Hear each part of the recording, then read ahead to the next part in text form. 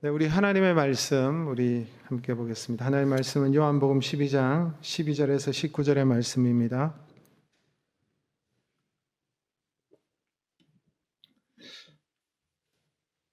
사실 우리 요한복음 12장 전체를 읽으면 좋겠지만 다 읽지는 않고요. 우리 말씀을 들으면서 우리가 말씀을 한 번씩 또 읽지 않았던 말씀을 우리 함께 보는 시간을 갖도록 하겠습니다. 12절에서 우리 19절의 말씀까지만 우리 한 목소리로 함께 합독합니다. 그 이튿날에 명절에 온 큰 무리가 예수께서 예루살렘으로 오신다는 것을 듣고 종려나무 가지를 가지고 맞으러 나가 외치되 호산나 찬송하리로다 주의 이름으로 오시느니 곧 이스라엘의 왕이시여 하더라. 예수는 한 어린 나귀를 보고 타시니 이는 기록된 바 시온 따라 두려워하지 말라. 보라 너의 왕이 나귀 새끼를 타고 오신다 함과 같더라. 제자들은 처음에 이 일을 깨닫지 못하다가 예수께서 영광을 얻으신 후에야 이것이 예수께 대하여 기록된 것인가 사람들이 예수께 이같이 한 것임이 생각났더라. 나사로를 무덤에서 불러내어 죽은 자 가운데 살리실 때에 함께 있던 무리가 정언한지라. 이에 큰 무리가 예수를 맞으면 이 표적 행함 들었음이로라. 바리새인들이 서로 말하되 볼지어다 보라 온 세상이 그를 따르도다 하니라. 아멘. 할렐루야. 네, 오늘 사무 예배 오신 여러분들 위해 한량없는 하나님의 은혜가 함께 하시기를 주님의 이름으로 축복합니다. 또 어쩔 수 없는 상황 속에서 우리 영상으로 예배하시는 우리 성도님들 위에도 그 가정 위에도 하나님의 은혜가 함께 하기를 바랍니다. 우리 앞뒤 좌우로 이렇게 한번 인사하고 말씀을 듣도록 하겠습니다. 은혜 많이 받으십시오. 이렇게 한번 서로 인사하시겠습니다. 은혜 많이 받으십시오. 네. 오늘 말씀은요, 오늘 종료주일이잖아요. 우리 종료주일은 어떤 날입니까? 예수님께서 예루살렘으로 입성할 때에 수많은 사람들이 종려나무 가지를 꺾다가 흔들면서 예루살렘으로 입성하시는 그 이스라엘의 왕으로 오신 예수 그리스도를 향하여서 호산나 호산나 외쳤던 그런 시절이죠. 호산나 호산나 외치고 또 여러분 그 자신들의 겉옷을 벗어서 주님께서 가시는 그 길에다가 땅에다 자신의 겉옷을 이렇게 깔기도 하면서 간절한 목소리로 호산나 호산나 하며 외쳤던 그 날이 바로 종료주일입니다. 이 종료주일이 있고 난 다음에 그 다음 이제 예수님께서 이 한 주 금요일 날 되시는 날에 예수님께서 십자가에 못 박혀서 돌아가셨죠. 여러분 사실 예수님을 따르는 많은 사람들도 있었지만 예수님을 따르지 않는 사람들도 있었어요. 그 가운데 바리새인들 이런 사람들 그리고 대제사장 이런 어떤 기독권층들은 예수님이 탐탁지 않아서 호시탐탐 예수님을 죽이고자 하는 그런 마음이 있었지만 여러분 이 예루살렘으로 입성할 때 수많은 사람들 엄청난 한파가 주님을 이스라엘의 왕으로 영접하고 또 호산나 호산나 외치니까 오늘 우리가 읽었던 대로 이 바리새인들이 뭐라고 얘기합니까? 우리가 이렇게 하는 모든 일들이 다 쓸데없다. 온 세상이 그를 따르는도다. 누구를 따른다는 거예요? 예수 그리스도를 따른다는 거예요. 그래서 이들이 한탄하는 그 내용도 우리가 방금 전에 읽었습니다. 그런데 이렇게 수많은 사람들이 예수님이 예루살렘으로 입성하실 때 이렇게 호산나라고 외쳤던 이유가 뭘까요? 그전에도 예수님께서 예루살렘으로 들어오신 날이 있었거든요. 그런데 예수님의 사역들을 보면서 이제 점점점 많은 사람들이 주님에 대한 확신이 든 거예요. 이분이 메시아구나 하는 생각이 들기 시작했던 거예요. 특별히 예수님께서 예루살렘으로 입성하기 직전에 어떤 사건이 있었습니까? 이 사건이 촉발되어져서 수많은 무리들이 모여서 예수 그리스도를 여러분 호산나 하면서 영접했던 것이죠. 그 사건이 어떤 사건이죠? 누가 죽었다가 살아났어요? 나사로죠. 바로 직전에 나사로가 죽었다가 무덤에 들어가서 벌써 나흘이 되었음에도 불구하고 주님께서 나사로를 살리시는 이 사건을 목도하고 그것을 지켜보고 들었던 사람들이 이 사람들이 증언하기 시작하였고 수많은 인파들이 바로 이 예수라는 사람이 구약에서 말씀하셨던 그 선지자를 통해서 말씀하셨던 메시아가 바로 이분이구나 라는 확신을 가지고 이들이 예루살렘으로 모여들어서 예수 그리스도가 이스라엘의 왕이요 메시아이심을 그렇게 외쳤던 것입니다. 그게 바로 여러분 종료주일이죠. 오늘 본문 13절을 우리 다시 한번 보시겠습니다. 13절 같이 읽어볼까요? 종려나무 가지를 가지고 맞으러 나가 외치되 호산나 찬송하리로다 주의 이름으로 오시는 이 곧 이스라엘의 왕이시여 하더라. 네. 호산나라는 뜻을 아시죠? 호산나는 무슨 뜻입니까?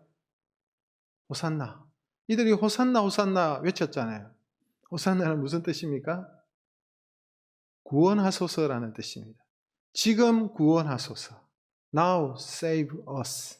지금 우리를 구원해 달라는 외침이 호산나예요. 그래서 이들이 호산나 호산나라고 한 것은 우리를 구원하소서. 메시아로 오시는 분이니까 메시아 되신 예수님을 향해서 이스라엘의 왕이신 주님을 향해서 우리를 구원하소서 우리를 구원하소서 막 종려나무 가지를 흔들면서 우리를 구원하소서 우리를 구원하소서 그렇게 외쳤던 것입니다. 근데 여러분 이들이 구원해 달라고 하는데 이들은 무엇을 소망하면서 외쳤을까요? 그 당시에는 이스라엘이 로마의 지배를 받고 있었죠. 로마가 전 세계를 정복했던 시절 아닙니까? 로마의 식민지였고 이 이스라엘 백성들도 바로 로마의 짓밟힌 그런 시대죠. 그래서 이들의 간절한 소원 중에 하나는 여러분 바로 나라의 독립이었습니다. 우리도 일제시대에 여러분 독립군을 형성하고 독립운동을 하고 했잖아요. 이들도 마찬가지였어요. 이들의 간절한 소망은 독립하는 것이었습니다. 다시 나라를 찾는 것이죠. 우리가 하나님의 나라인데 이스라엘은 하나님의 나라죠. 하나님으로 의해서 세워졌는데 이들이 범죄함으로 잘못됨으로 여러분 그들이 포로가 되고 그들이 짓밟힘을 당하게 되고 그랬지 않습니까? 그래서 이들은 호산나 호산나라는 그 외침 속에서는 로마로부터 우리를 구원해 달라. 가난과 궁핍에서 우리를 구원해 달라. 뭐 다른 어떤 각자의 문제를 가지고 질병의 문제를 가지고 주님께 외쳤겠죠. 왜냐하니까 예수님께서 이 땅에 오셔서 수많은 병자들을 고쳐주셨잖아요. 그래서 이 자리에 나온 사람들 가운데 환자도 병자도 힘든 자들도 있었겠지만 이들도 우리를 구원하소서 호산나라고 외칠 때에 이러한 간절한 기대와 소망을 가지고 주님께 외쳤던 것입니다.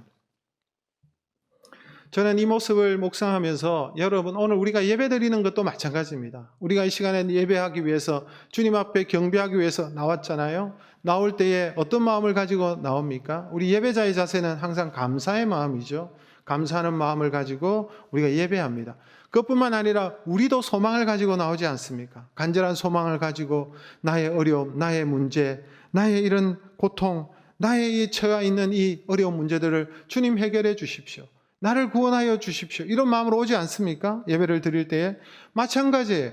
예배가 바로 그런 자리인 것입니다. 왕 대신 주님 앞에 우리를 구원하시는 그 주님 앞에 나와서 이렇게 외치고 우리가 간절히 주님 앞에 이런 마음으로 나와 예배할 때에 주님께서는 우리의 심령을 아시고 우리의 목소리를 들으시고 우리를 어려운 문제에서 구원하여 주실 줄로 믿습니다. 그 자리가 바로 예배의 자리인 거예요. 그래서 여러분 예수 믿는 사람들은 믿음의 사람들은 예배를 생명처럼 붙잡고 있습니다.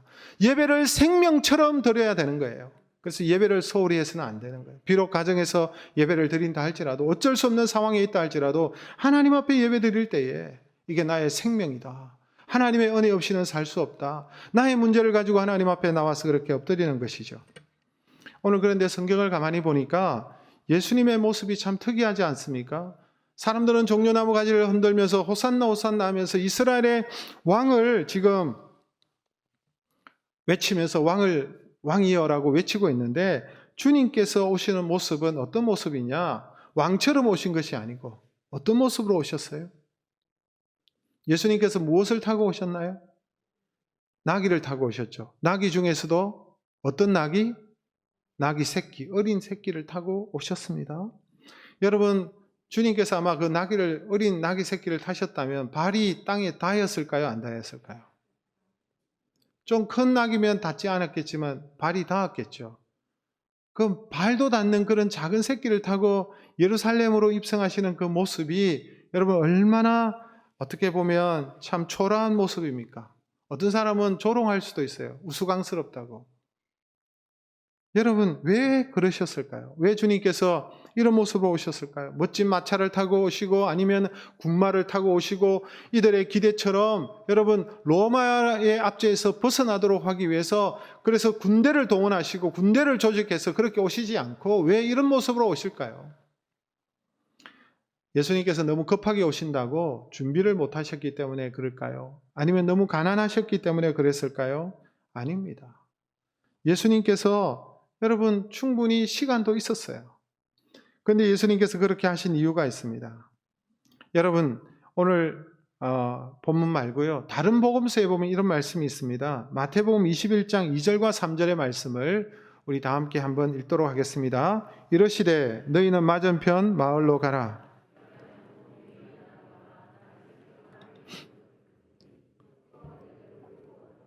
만일 누가 무슨 말을 하거든 주가 쓰시겠다 하라. 그리하면 즉시 보내니라 하시니. 여러분 무슨 말입니까? 예수님께서 나귀 새끼를 의도적으로 타셨다는 거예요. 마을 맞은편에 가면 그 나귀들이 있을 건데 나귀를 끌고 오라 그랬어요. 주인이 뭐라고 이야기하면 주가 쓰시겠다 하라. 그래서 제자들이 가보니까 정말 나귀와 나귀 새끼가 있었어요. 그래서 그것을 데려가려고 하니까 여러분 주인이 그냥 있겠습니까? 자기 재산인데, 자기 건데. 그럴 때에 제자들이 주님께서 가르쳐 주신 대로 한마디 했어요. 주가 쓰시겠다. 그러니까 아무 말도 하지 않고 나귀를 즉시 내어 주었다라는 것입니다. 여러분 이 장면은 무엇을 보여줍니까? 주님께서 왜 그렇게 시키셨을까요? 주가 쓰시겠다. 마치 그 나귀의 주인은 그 사람이 주인이 아니라 내가 주인이다 이 말 아니에요? 내가 주인이라는 거예요. 여러분 예수님께서 만물의 주인 되심을 보여주시는 것입니다. 주님의 것이라는 거예요. 주님께서 돈이 없어서 여러분 말을 타지 못하신 것이 아니고 가난해서 마차를 구입하지 못하신 것이 아니고 이 만물의 주인이 주님이시라는 거예요. 온 우주의 주인이시라는 거예요. 사람이 그것을 소유하는 것이 아니라 사람은 관리할 뿐이지 실제 주인은 바로 예수 그리스도시다라는 것을 말하는 것입니다. 여러분 지금도 마찬가지입니다. 주님께서 지금도 주가 쓰시겠다 하면 안 내놓을 사람이 누가 있어요? 안 됩니다, 주님. 이렇게 얘기할 사람은 아무도 없어요. 주가 쓰시겠다 하면 내놔야죠. 여러분 예수님께서 오라 하시면은 여러분 저는 못 갑니다. 할 일이 남아서 못 갑니다. 여기 좀 있다가 가겠습니다. 그렇게 할 수 있나요? 저기 어떤 그 유행가 가사 보니까 그 뭡니까? 100세 인생? 70세에 오라 하거든? 한다고 못 간다고 하더라. 전해라? 이런 얘기. 그렇게 하면 됩니까? 그러면 안 갈 수 있어요? 오라 하는데 못 간다고 전해라 그러면 안 가도 됩니까? 아니에요. 누구든지 가야 되죠. 여러분 우리가 압니다. 부자가 농사를 짓고 너무 풍년이 들었어요. 창고가 넘쳐 다시 창고를 만들잖아요. 거기에다가 저장하고 내가 즐기리라. 내가 이제 누리리라. 누릴 수 있었나요? 그날 밤에 하나님께서 부르시니 꼼짝없이 가야 되는 것이 인생이죠. 그래서 여러분 우리의 생명도 시간도 내 것이 아니에요. 내가 가지고 있는 이것이 내 것입니까? 내 것이 아니에요. 여러분 착각하시면 안 됩니다. 이건 내 거야. 천만의 말씀이에요. 우리 게 없어요. 그냥 주님께서 잠시 맡기신 거죠. 우린 잘 관리하는 것이죠. 여러분 예수님이 인생의 참된 주인이십니다. 생사화복의 주인 되시는 분이 바로 예수님이십니다. 예수님께서 달라고 하시면 주님께서 쓰시고자 하시면 내어드려야 되는 거예요. 그래서 예수님께 내어드렸잖아요. 그래서 예수님께서 나귀 새끼를 타고 오시는데 이 모습을 여러분 보면서 무슨 생각이 듭니까? 주님이 것이니까 주님은 얼마든지 말을 타거나 왕처럼 입성하실 수도 있었지만 나귀 새끼를 타고 오셨다는 것은 그게 의미가 있는 것입니다. 여기에 이 땅에 오신 메시아의 성격이 드러나는 거예요. 주님이 어떤 분이신지 우리에게 보여주시는 것이죠. 사람들은 힘으로 다시 나라를 다시 빼앗고 나라를 다시 찾고 하기를 원했을 것이지만 주님은 그런 모습으로 오시지 않고 나귀 새끼를 타고 오셨다는 것입니다. 그 이유가 뭘까요? 나귀를 타고 오시는 이유가 뭘까요? 주님은 어떤 왕이시라는 것입니까? 여러분 예수님께서 메시아가 오시겠다고 구약에 보니까 그것을 예언한 선지자가 있죠. 그 선지자 이름은 스가랴였습니다. 스가랴서에 보면 주님께서 나귀 새끼를 타고 오신다는 것이 기록되어져 있어요. 우리 스가랴 9장 9절의 말씀 우리 같이 한번 읽도록 하겠습니다.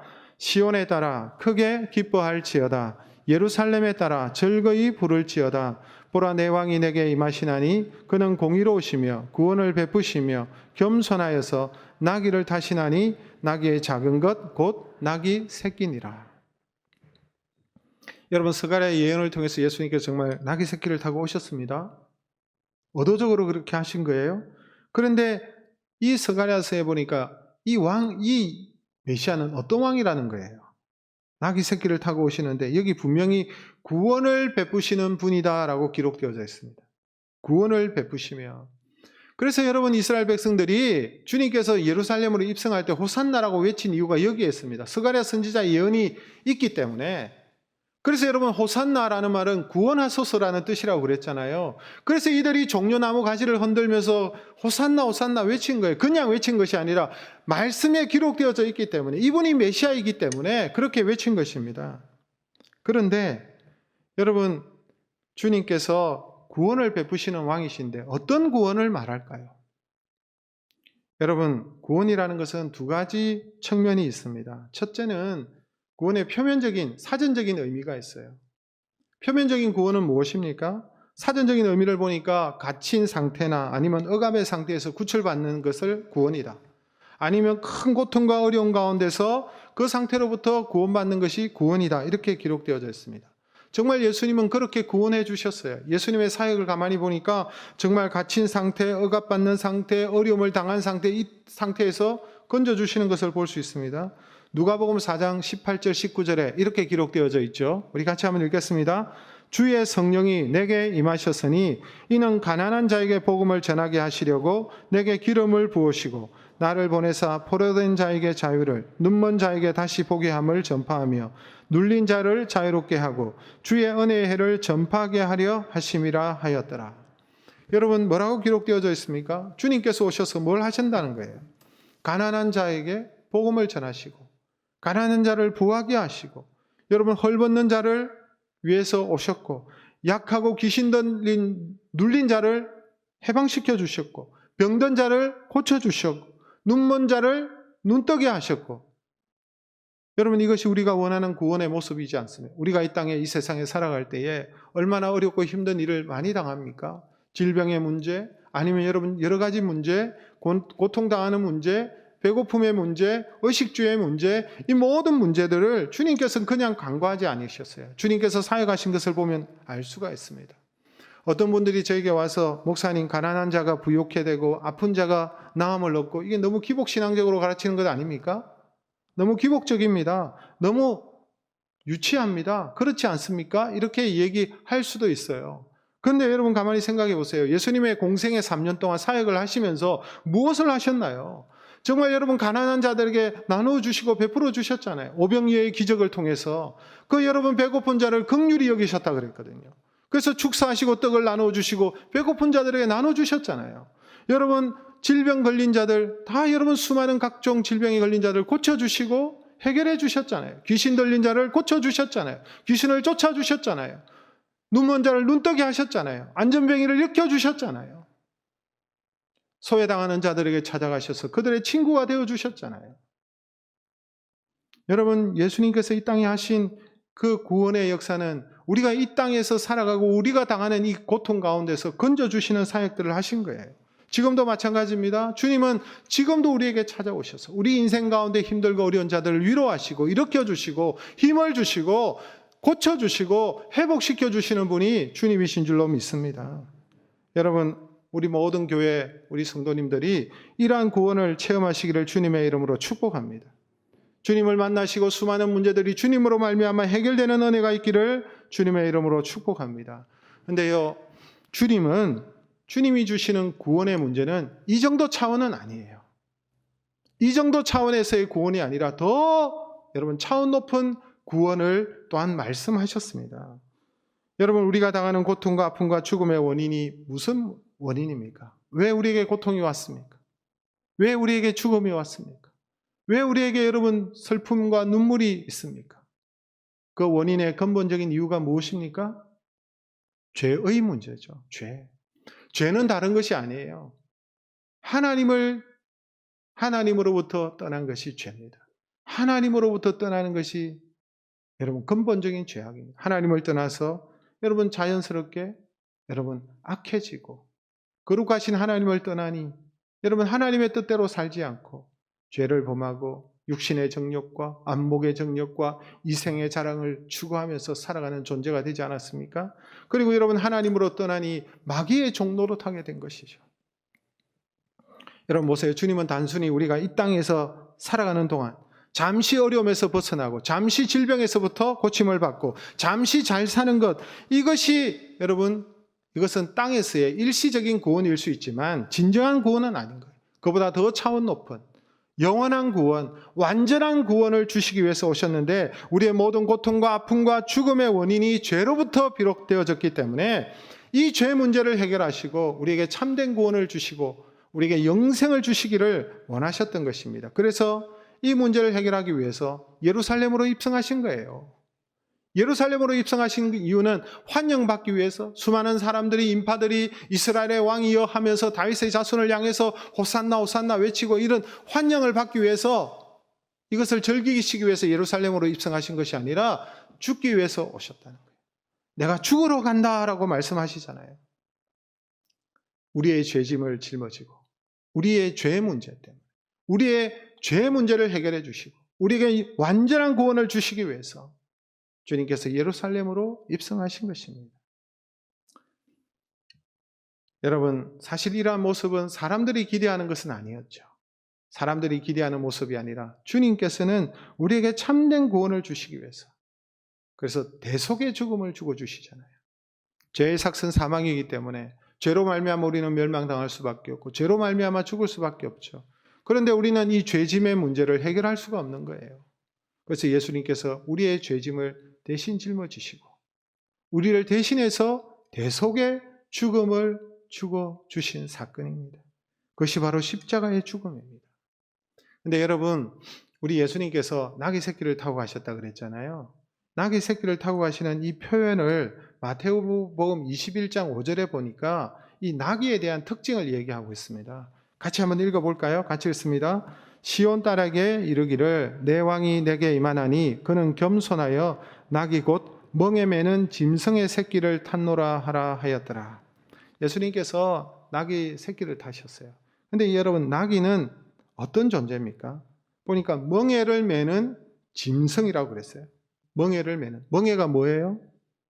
짐이죠, 짐. 이 나귀의 운명은 무엇입니까? 평생 짐을 지고 운반하는 그런 인생이었어요. 그런 동물이죠.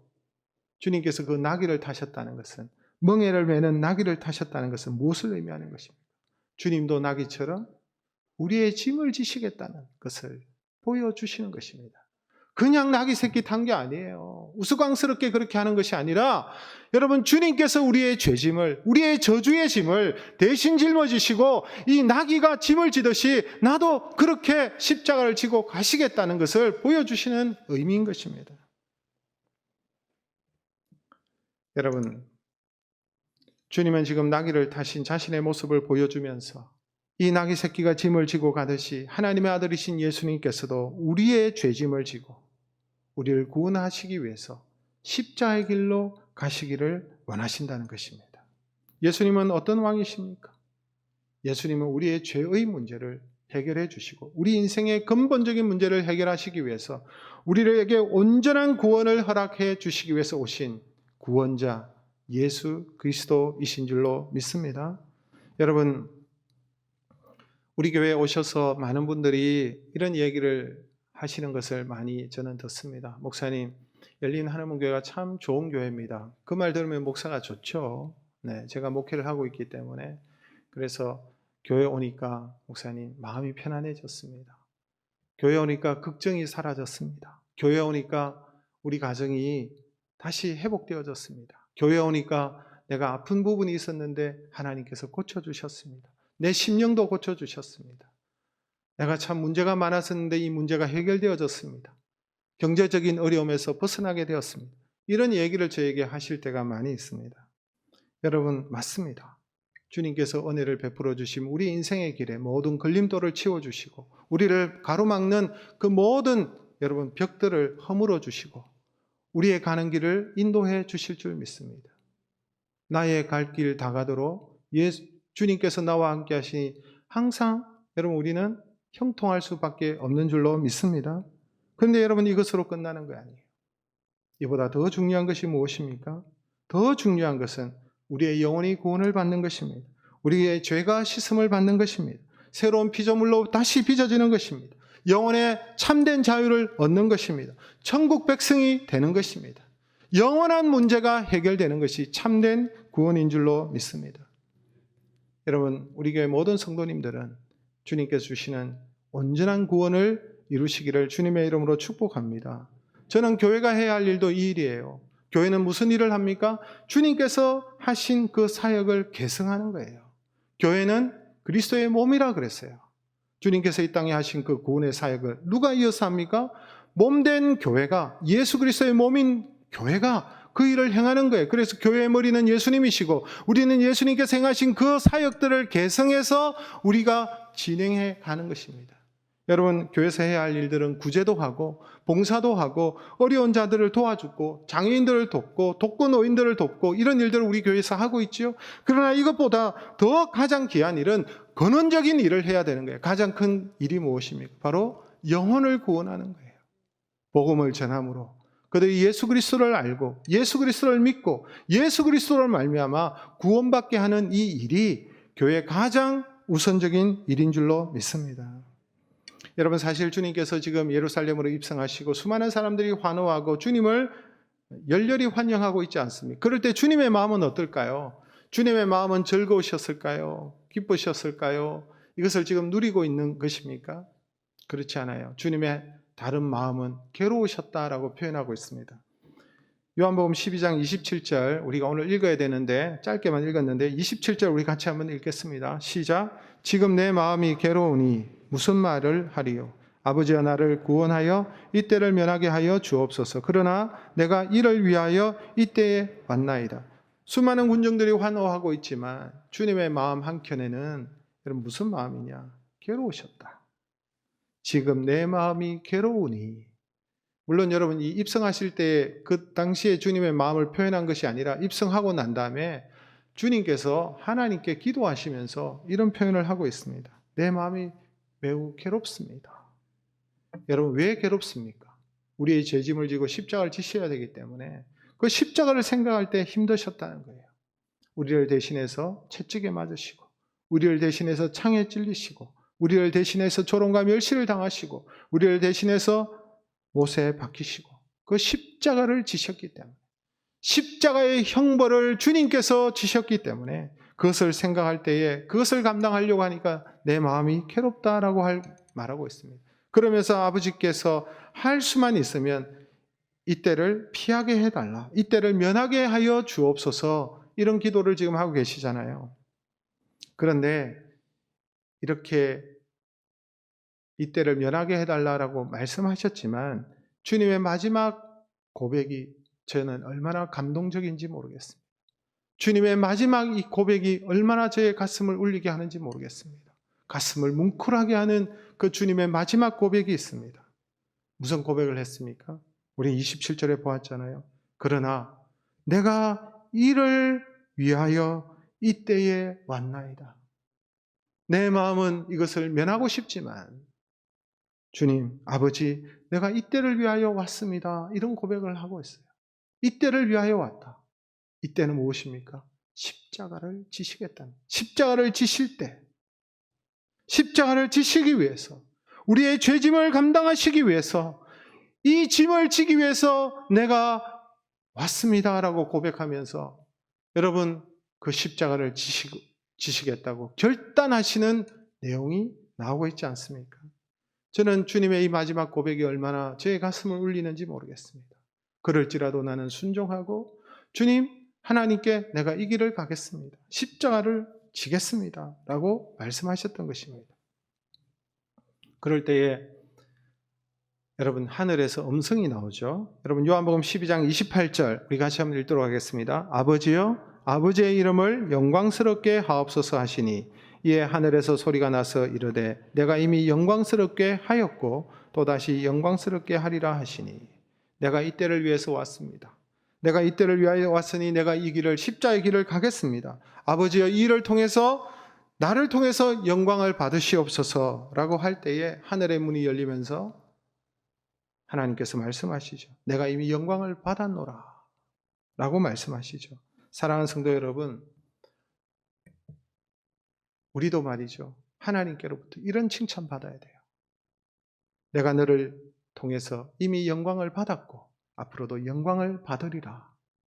우리 교회가 말이죠. 지금까지 열린 한음원 교회를 통해서 내가 영광을 받았고 앞으로 또한 더 영광을 받으리라. 이런 칭찬이 우리 성도님들에게, 우리 교회에게 있어야 될 줄로 믿습니다. 여러분, 주님의 십자가가 쉬워 보이십니까? 주님께서 이 십자가를 지시는 것이 쉬워서 이 길을 가셨습니까? 이것이 만만해서 십자가를 지셨습니까? 할만하기 때문에 지신 것입니까? 이 십자가가 가벼운 십자가이기 때문에 이 십자가를 지셨습니까? 아니에요. 말로 다 할 수 없는 형벌의 십자가, 고통의 십자가, 저주의 십자가였습니다. 그럼에도 십자가의 길을 가신 이유가 무엇입니까? 예수님은 구원의 왕이시기 때문에 그래요. 우리에게 참된 구원을 주시기 위해서, 우리의 죄짐을 감당하시기 위해서 결단하시면서 내가 이때를 위하여 왔습니다라고 고백하며 가시는 것이었습니다. 결단하시면서 하늘의 미랄이 되신 것이죠.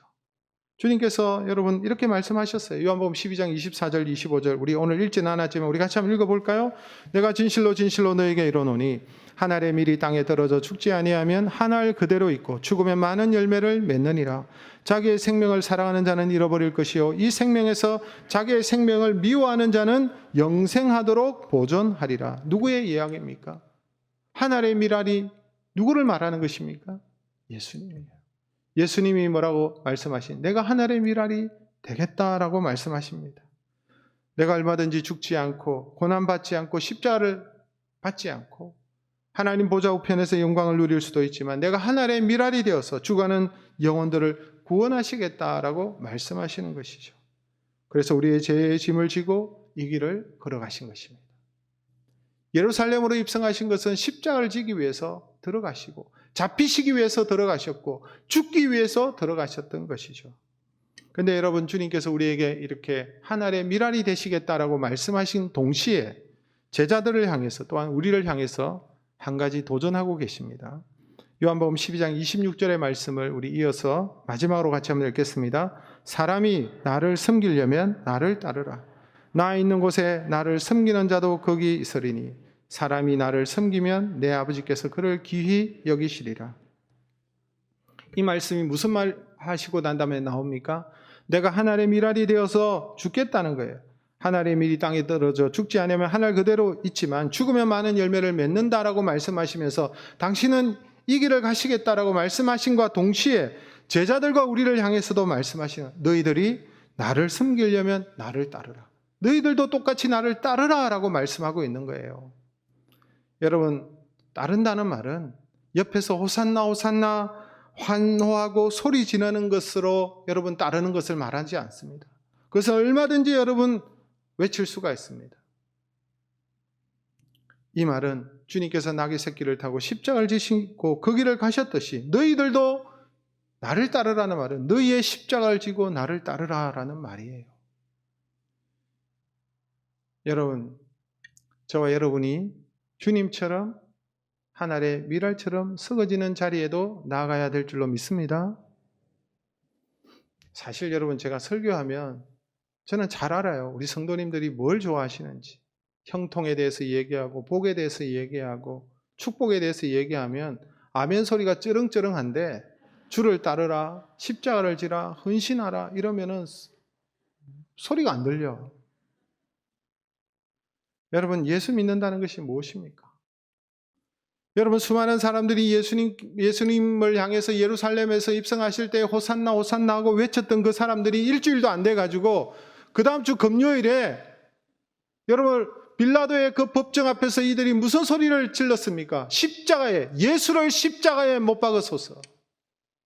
호산나라고 외쳤던 그 사람들이 일주일도 안 돼서 돌변화해서 그렇게 부르짖지 않습니까? 우리가 주님을 잘 섬기는 것 같고 찬양하고 하나님께 영광을 돌리는 것 같고 막 이렇게 하고 있지만 여러분, 그 어려운 상황 속에 빠지면 돌변할 수 있는, 그 주님을 잘 따른다는 제자들 다 도망가 버렸잖아요. 여러분, 예수님을 믿는다는 것은 무엇입니까? 예수님의 능력을 좋아하는 수준을 넘어야 되는 거예요. 예수 믿는다는 것은 예수님께 주시는 축복, 은혜, 회복, 기적 이런 것만 좋아하는 것이 아니라 내가 예수 믿고 예수님을 따른다는 것은 나도 예수님처럼 하늘의 미랄이 되어서 주님께서 걸어가신 그 길을 가겠다고 고백하는 사람이 믿음의 사람인 줄로 믿습니다. 그게 믿음이에요. 우리는 그저 축복만 바라고, 우리는 그저 이 땅 위에서 복만 바라고 그런 측면에 우리가 있지만, 그러나 예수를 믿는다는 것은 주님께서 가신 그 길을 나도 가겠다는 것입니다. 근데 우리는 짐지라 하면 다 도망가고 핑계대고 짐질 사람이 없어. 책임질 사람이 없어. 여러분, 우리가 주님을 믿고 따른다는 것은 미랄이 되는 것입니다. 땅에 떨어져 여러분 썩어 죽어야 되는 그 미랄이 되는 것을 말하는 것입니다. 무엇보다도 여러분, 우리는 우리의 가족, 우리의 이웃, 우리의 지역, 여기에 속해 있는 그 영혼들을 위하여 하늘의 미랄이 되어야 되겠죠. 우리의 입술에도 주님의 고백처럼 내가 이때를 위하여 왔나이다 라고 고백할 수 있어야 돼요. 여러분 가정에 어려움이 있습니까? 남편 때문에 어렵습니까? 내가 어쩌다고 저런 남편을 만나가지고 이 고생이냐고. 아내 때문에 내가 어쩌자고 저런 여자를 만나가지고 집안 구석이 이 모양이냐고. 아니면 내가 어쩌다가 저런 부모 밑에서, 이런 부모 밑에서 내가 태어나가지고 이렇게 고생하느냐고. 남들은 잘 사는데, 부모 만나서 잘 사는데 나는 어떻게 내 자식들은 이 모양 이 꼴이냐고. 이렇게 여러분 원망하고 불평하지 마시기 바랍니다. 하나님께서 그 남편을 위해서, 이때를 위해서 나를 세워주셨다고 생각하셔야 돼요. 내가 이 가정을 위해서 나를 세워주셨구나. 내가 이 이웃을 위하여 세워주셨구나. 내가 교회를 위해서, 이때를 위해서, 열린 한문 교회를 위해서 세워주셨구나. 이러한 믿음이 있기를 주님의 이름으로 축복합니다. 그래서 여러분, 내가 하나님의 미랄이 되어서 내가 가정을 살리고 자녀를 살리고 내가 교회를 살리고 하나님께서 이때를 위하여 이 직장에 나를 보내주셨구나. 여러분, 그 직장 소중하게 여기세요. 하찮게 여기지 마세요. 하나님께서 나를 보내셨다. 이 삶의 터전에. 그래서 여러분, 주님을 섬기듯이 열심히 일해야 됩니다. 그곳에서 여러분, 주님께서 기뻐하시는 주님의 뜻을 따라 살려고 노력해야 되는 거예요. 우리 학생들도 내가 이때를 위해서 내 이 학급에 나를 보내주셨구나. 내가 이때를 위해서 이 학교에 나를 보내주셨다 생각하고 여러분 공부해야 되죠. 직장인은 열심히 일을 하고 주부는 주부로서 그렇게 하고. 여러분, 주부들이 참 수고 많잖아요. 그런데 간간히 보면요, 우리 교회 성도님들은 안 그렇지만 아이들 학교 보내놓고 제가 한 번씩 들어요. 엄마들끼리 모여가지고 술 마신다고. 남편은 직장 보내놓고 아이는 학교 보내놓고. 여러분, 우리가 그렇게 살면 안 되겠죠. 여러분, 우리는 이때를 위해서 나를 보내주셨다. 여러분, 그래서 각자의 사명이 다 있는 것입니다. 그래서 서거지는 하늘의 미랄처럼 여러분, 많은 열매를 맺고 가정을 살리고 이웃을 살리고 교회를 살리고 우리의 자녀를 살리고 민족을 살리고 크게는 열방을 살려내는 그런 우리 열린 한문교회 우리 성도님들 되시기를 주님의 이름으로 축복합니다.